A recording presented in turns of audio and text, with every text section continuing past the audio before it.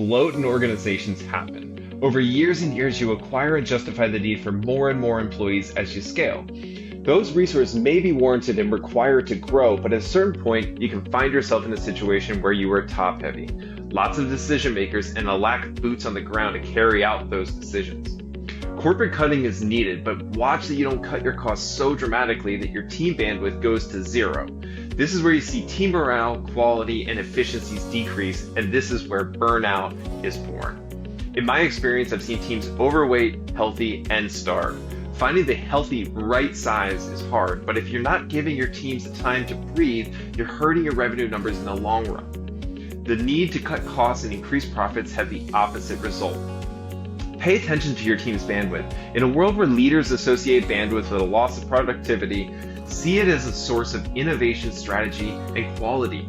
Your software developers need time to understand context, strategize multiple solutions, and go down a few rabbit holes. If they don't get it on the right first shot and have anxiety around the mounting work behind it, what do you think happens to their quality?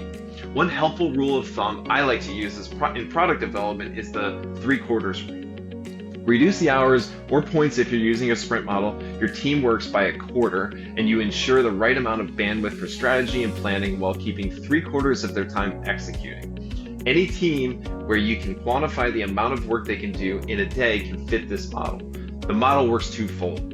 You ensure your team members have the necessary time to do great work, and you can predict the amount of work you can get done in any increment of time, whether it be 1 week, 2 weeks, etc.